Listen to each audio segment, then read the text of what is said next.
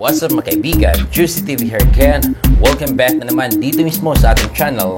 At kung bago ka pa nga dito, ay inanyayahan ko kayong mag-subscribe at palike na rin ang video ito nang sa inyo mga kaibigan ay palagi tayong updated sa mga upcoming videos na i-upload pa natin dito mismo sa ating channel.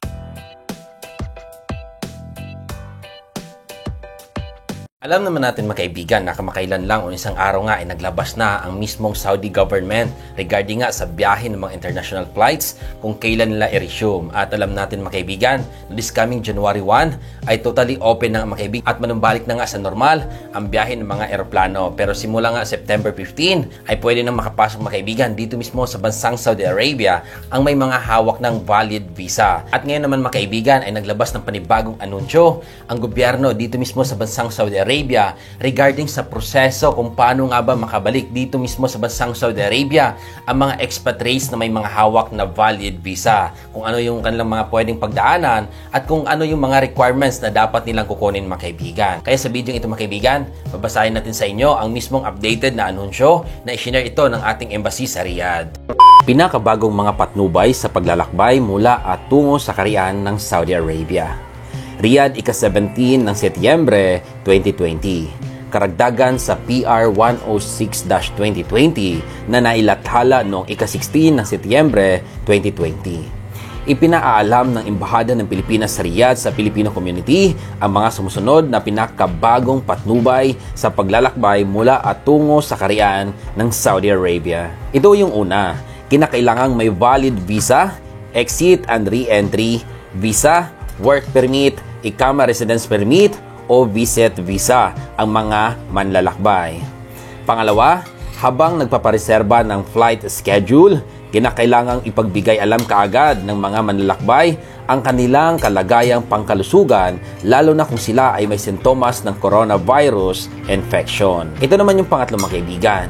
Kinakailangang magpakita ang mga manlalakbay ng negatibong resulta sa pagsusuring polymerase chain reaction o PCR na isinagawa ng isang subok at aprobadong pasilidad at nang hindi lalampas ng 48 oras bago ang takdang pagdating sa kaharian. Ito naman ang pang-apat. Ang mga manlalakbay ay sasailalim sa home quarantine pagdating nila sa kaharian. Ang naayong tagal ng home quarantine ay tutukuyin ng Saudi Ministry of Health. Ito naman mga kaibigan ang panglima. Kinakailangang mag-download at gamitin ng mga manlalakbay ang Titatam at Tawakal na application. Ito naman yung pang-anim. Hindi papayagang maglakbay ang mga taong magtatala ng temperaturang hihigit 38 antas sentigrado. Ito naman mga kaibigan yung pang-pito. Kinakailangang magsuot ng takip sa mukha at guantes habang nasa eroplano at hanggang makalabas ng paliparan. At ito yung pang-walo mga kaibigan, isang bagahe lamang ang maaring bitbitin ng bawat manlalakbay sa loob ng eroplano. Nais muli bigyang diin ng embahada na ang mga Pilipinong nagnanais maglakbay patungong Saudi Arabia ay kinakailangan ding sumunod sa mga alituntunin ng pamahalaan ng Pilipinas sa pagpapadala ng mga manggagawa sa ibayong dagat at sa iba pang uri ng paglalakbay. At ito naman mga kaibigan, may importanteng abiso ang RYPA Polo Repatriation for OFWs with exit visa. Repatriation, Riyadh to Manila, September 21 DFA chartered flight. Magandang araw po. Para po sa mga confirmed na kasama sa September 20 DFA chartered flight, ang departure po ay na-postpone to September 21, 2020 Monday. So yun nga mga kaibigan, sa mga kababayan natin dyan na nakasama nga dito sa mismong repatriation flight, isang chartered flight ito mga kaibigan ng DFA na alam na natin na babiyahe nga kayo sana this coming September 20. Ito ay na-postpone mga kaibigan, okay? Ito ay na-postpone at na-move nga ito ng September 21 Monday. So imbes na Sunday yung biyahe nyo, mamove ito kinabukasan September 21, 2020. Ito po mga kaibigan ang bagong flight details. September 21, Monday, Riyadh to Manila flight. Departure from Riyadh, 8:35 p.m. So yun mga kaibigan, yung alis nyo sa Riyadh, alas 8:35 ng gabi. Nagkaroon daw po ng issue sa airport, kaya po na-postpone ng isang araw ang departure mula sa Riyadh. So yun mga kaibigan, sa mga kababayan natin na nagtatanong kung bakit na-move, nagkaroon lang daw mga kaibigan ng isang issue nga sa airport, kaya na-move ng isang araw ang inyong mga biyahe. So ayun mga kaibigan, para sa mga kababayan natin na gusto nang makabalik dito sa bansang Saudi Arabia at may hawak na ngang valid visa, Yun yung mga kaibigan ang mga procedure na inilabas ng gobyerno dito mismo sa bansang Saudi Arabia para nga makabalik ka dito para makapagtrabaho, dahil alam naman natin sa ngayon, marami sa mga kabayan natin sa Pilipinas ngayon na stranded na gustong-gusto na nga makabalik sa bansang Saudi Arabia. So yun mga kaibigan, ulitin po, kinakailangan na meron kang hawak na valid visa para makabalik ka dito sa bansang Saudi Arabia. At marami pa pang pagdadaan mga kaibigan at dapat sundin nang sa ganun ay mas papabilis ang pagbalik natin dito mismo sa kaharian ng Saudi Arabia. A coronavirus is a type of virus that can infect the respiratory tract, meaning the nose, mouth, throat, sinuses, or lungs. Inanunsyo na mga kaibigan ng Ministry of Health dito mismo sa bansang Saudi Arabia ang panibagong update na naman dito mismo sa sakit na pinoproblema nating COVID-19 as of today, September 17, 2020. Nagtala na naman mga kaibigan ang panibagong kaso ngayong araw na umabot sa 593. So magandang balita dahil pababa ng pababa ang bilang ng mga taong nagpositibo bawat araw. At umabot din sa 1,203 ang bilang ng mga taong nakarecover ngayong araw. So magandang balita mga kaibigan dahil marami din ang bilang ng mga taong nakarecover. Ito lang ang nakakalungkot na balita dahil umabot sa 30 ang bilang ng mga taong nasawi ngayong araw at bumaba din sa 58 ang bilang ng mga kritikal. Ngayong araw mga kaibigan, nakapagtala sila ng total test na umabot sa 49,035 katao. Ito mga kaibigan, umabot na sa 328,144 ang kabuang bilang ng mga taong nagpositibo dito mismo sa bansang Saudi Arabia dito sa COVID-19 at umabot na rin sa 307,207 ang kabuang bilang ng mga taong nakarecover o yung mga taong gumaling sa sakit na ito. As of today mga kaibigan, meron pa rin natitirang active cases na umabot sa 16,538. Ito yung bilang ng mga taong patuloy pa rin na napapagaling nga sa sakit na ito.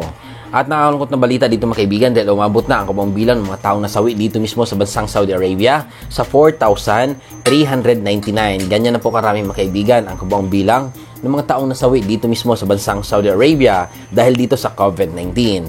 At umabot na mga kaibigan sa 5,917,184 ang kabuang bilang na kanilang na-test o yung tinatawag nating mass testing dito mismo sa kaharian ng Saudi Arabia. At ito nga mga kaibigan ang mga listahan ng mga cities na nagkaroon ng positibo ngayong araw. Nauna dyan yung Jeddah na may 55, Makkah 50, Medina 40, Riyadh 39, Fuf 38, Dammam 25 at yung Al Mubarak na may 21. Ngayon mga kaibigan, puntahan naman natin ang Balitang Pilipinas. September 17, 2020, umabot na nga sa 276,289 ang kabuang bilang ng mga taong nagpositibo sa Pilipinas. So, grabe, sobrang dami na ito mga kaibigan. At may natitira pa ring active cases na umabot sa 63,408 katao. So, marami-rami pa rin mga kaibigan ang bilang ng mga taong patuloy pa rin na nagpapagaling nga dito mismo sa sakit na ito. At nalagdagan nga ito mga kaibigan ngayong araw na umabot sa 3,375. Grabe, sobrang dami. Ito ang magandang balita dahil umabot na sa 208,096 katao ang kabuang bilang ng mga taong gumaling sa sakit na ito at 317 dyan ngayong araw. At ito ang pinaka-nakakalungkot na balita dahil umabot na sa 4,785 ang kabuang bilang ng mga taong nasawi dahil sa sakit na ito at 53 dyan mga kaibigan ngayong araw. Grabe, sobrang dami. Ngayon naman ay puntahan natin ang report na inilabas ng worldometer.info. Umabot na nga sa 30 million mga kaibigan ang kabuang bilang ng mga taong nagpositibo sa buong mundo. 30,167,600 na may 947,265 naman ang kabuang bilang ng mga taong nasawi dahil sa sakit na ito. At magandang balita dito dahil umabot na ang total recovered sa 21,904,662. At ito nga mga kaibigan ang top 5 countries na nanguna sa may pinakamaraming nagpositibo sa kanilang lugar. Nanguna yung USA na may 6.8 million, India 5.1 million, Brazil 4.4 million, Russia 1 million plus at yung Peru na may 744,000 plus. At so ayun lamang mga kaibigan ang balitang Saudi Arabia, Pilipinas pati na rin ang kabuang total na nagpositibo sa buong mundo. Naway magdoble ingat mga kaibigan sa lahat ng ating gagawin at kung saan man tayo magpunta. Panatilihin ang paghugas ng ating mga kamay at manatili na nga lang sa bahay kung wala namang importanteng lakad sa labas. At kung sakaling lalabas man ay siguraduhin nga nakasunod ka sa social distancing nang sa ganun mga kaibigan ay hindi tayo basta-basta mahawaan dito mismo sa sakit na pinoproblema natin. Tumawag lamang mga kaibigan sa 937. Yan po yung hotline number ng Ministry of Health dito mismo sa bansang Saudi Arabia. Kung sakaling mga kaibigan may gusto kayong i-report regarding sa COVID-19.